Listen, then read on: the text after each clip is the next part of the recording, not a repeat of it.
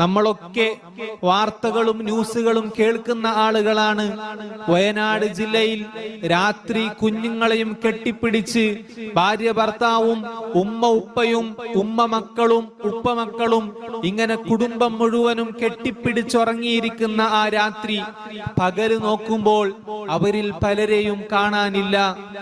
അവിടെ ഉണ്ടായിരുന്ന ബിൽഡിങ്ങുകൾ കാണാനില്ല, അവിടെ ഉണ്ടായിരുന്ന സ്കൂളുകൾ കാണാനില്ല, അവിടെ ഉണ്ടായിരുന്ന പള്ളികൾ കാണാനില്ല, അവിടെ ഉണ്ടായിരുന്ന അമ്പലങ്ങൾ കാണാനില്ല, അവിടെ ഉണ്ടായിരുന്ന പലതും രാവിലെ എഴുന്നേറ്റ് നോക്കുമ്പോൾ കാണാനില്ല. അങ്ങനെ ഒരുപാട് തെരച്ചിലുകൾ നടന്നു. തെരച്ചിലുകൾ നടന്നു നോക്കുമ്പോ പലരും കെട്ടിപ്പിടിച്ച രൂപത്തിലാണ് കിടന്നുറങ്ങുന്നത്. മയ്യിത്തായിട്ടാണ് അവർ കെട്ടിപ്പിടിച്ചുകൊണ്ട് കിടന്നുറങ്ങുന്നത്. അല്ലാഹു സുബ്ഹാനഹു വ തആല അത്തരത്തിലുള്ള അപകടങ്ങളെ തൊട്ട് നമ്മളെ കാത്തു രക്ഷിക്കുമാറാവട്ടെ, നമ്മുടെ നാടിനെ കാത്തു രക്ഷിക്കുമാറാവട്ടെ. ഇങ്ങനെയൊക്കെ പ്രളയങ്ങളും ദുരിതങ്ങളും വരുന്ന സമയത്ത് നമ്മുടെ ഒക്കെയും സഹായങ്ങൾ അവരിലേക്കുണ്ടാകണം. നമ്മൾ ഒരിക്കലും നമ്മുടെ ആർക്കും അല്ലല്ലോ ഇത് സംഭവിച്ചത്, നമ്മുടെ വീട്ടുകാർക്കല്ലല്ലോ, അല്ലെങ്കിൽ നമ്മുടെ കുടുംബാംഗങ്ങൾക്കല്ലല്ലോ, അല്ലെങ്കിൽ നമ്മുടെ നാട്ടുകാർക്കല്ലല്ലോ എന്ന് നമ്മൾ ആശ്വസിക്കരുത്. മറിച്ച് അവർക്ക് എന്തെങ്കിലും തരത്തിലുള്ള സഹായങ്ങൾ നമുക്ക് ചെയ്യാൻ കഴിയുന്നുണ്ടെങ്കിൽ ആ സഹായങ്ങൾ നമ്മൾ ചെയ്തു കൊടുക്കണം. അല്ലാഹു സുബ്ഹാനഹു വ തആല സഹായിക്കുന്ന ആളുകളെ ഈ ദുനിയാവിലും ആഖിറത്തിലും സഹായിക്കുമാറാവട്ടെ. അത്തരത്തിലുള്ള ദുരിതങ്ങളെ തൊട്ട് ലോക ജനങ്ങളെ അല്ലാഹു കാത്തു രക്ഷിക്കുമാറാവട്ടെ. അത്തരത്തിലുള്ള ദുരിതങ്ങൾ വരുന്ന സമയത്താണ് ശരിക്കും നമുക്ക് അല്ലാഹു ഉണ്ട് എന്ന ചിന്ത നമുക്ക് വരുന്നത്. അല്ലെങ്കിൽ പലപ്പോഴും നമ്മൾ അല്ലാഹുവിനെ മറന്നു പോവുകയാണ്.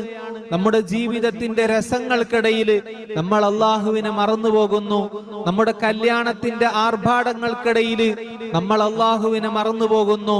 നമ്മൾ ചെയ്യുന്ന തെറ്റുകൾക്കിടയിൽ നമ്മൾ അല്ലാഹുവിനെ മറന്നു പോകുന്നു. നമ്മൾ ചെയ്യുന്ന ആഡംബരങ്ങൾക്കിടയിൽ നമ്മൾ അല്ലാഹുവിനെ മറന്നു പോകുന്നു. ഇപ്പൊ എവിടെ നോക്കിയാലും പലതരത്തിലുള്ള കല്യാണങ്ങളാണ് നടക്കുന്നത്. നമ്മുടെ സമുദായത്തിലാണ്, മുസ്ലിമീങ്ങളാണ് എല്ലാ വിധത്തിലുള്ള തോന്നിവാസങ്ങൾക്കും നേതൃത്വം നൽകുന്നത്. മുസ്ലിമീങ്ങളല്ലാത്തവരുടെ ഒരു കുടുംബത്തിലുള്ള കല്യാണത്തിലും മറ്റുള്ള ആളുകൾക്ക് ബുദ്ധിമുട്ടാകുന്ന രൂപത്തിലുള്ള കല്യാണം അവർ നടത്തുന്നില്ല. മറ്റുള്ള ആളുകൾ കുറ്റം പറയുന്ന രൂപത്തിലുള്ള കല്യാണങ്ങൾ അവരൊരിക്കലും നടത്തുന്നില്ല. നമ്മുടെ സമുദായത്തിലുള്ള അല്ലാഹു സുബ്ഹാനഹു വ തആല ഏറ്റവും ശ്രേഷ്ഠരാണ് എന്ന് വിശേഷിപ്പിച്ച അൻതുമുൽ അഅലൗന ഇൻ കുൻതും മുഅ്മിനീൻ, മുഅ്മിനീങ്ങളാണെങ്കിൽ നിങ്ങളാണ് ഏറ്റവും ഉയർന്ന ആളുകൾ എന്ന് അല്ലാഹു സുബ്ഹാനഹു വ തആല പഠിപ്പിച്ച മുസ്ലിം സമുദായത്തിലാണ് ഇന്ന് എല്ലാ വിധത്തിലുള്ള തോന്നിവാസങ്ങളും തോന്നിവാസ പരിപാടികളും നടക്കുന്നത്. അൽഹംദുലില്ലാഹ്, നമ്മുടെ സദസ്സിലേക്ക് നമുക്ക് ദുആ ചെയ്തു തരാൻ ബഹുമാനപ്പെട്ട തങ്ങൾ ഉസ്താദ് അവറുകൾ എത്തിച്ചേർന്നു. അല്ലാഹു അക്ബർ, അല്ലാഹു അക്ബർ, അല്ലാഹു അക്ബർ വലില്ലാഹിൽ ഹംദ്.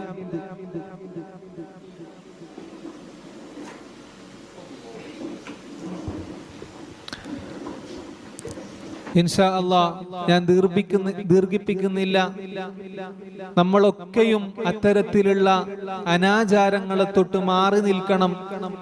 നമ്മൾ ഒരാൾ വിചാരിച്ചാൽ ഈ ലോകത്തെ നന്നാക്കാൻ കഴിയില്ല എന്നായിരിക്കും പലരും ചിന്തിക്കുന്നത്.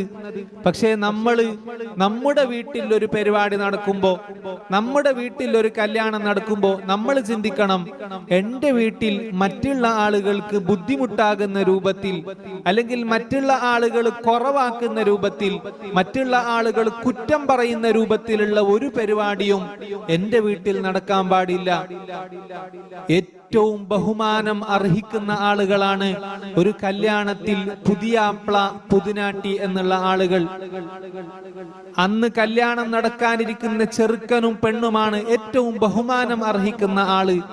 അവരെ ഏറ്റവും താപ്പ് രൂപത്തിലാണ് ഇന്ന് പുതിയാപ്ലനെ കെട്ടിയൊരുക്കുന്നത്. പല നാടുകളിലും ശവപ്പെട്ടിയിൽ വരെ, മയ്യത്ത് കട്ടിലിൽ വരെ പുതിയാപ്ലനെ കൊണ്ടുപോകുന്ന ഒരു ദുഷിച്ച സമ്പ്രദായം. ഇതൊക്കെ കാരണം കാരണമാണ് നമുക്ക് അല്ലാഹു സുബ്ഹാനഹു വ തആല പലതരത്തിലുള്ള പരീക്ഷണങ്ങൾ നൽകുന്നത്. നമ്മുടെ നാട്ടിൽ ഒരിക്കലും അത്തരത്തിലുള്ള അനാചാരങ്ങൾ വന്നു പോകരുത്.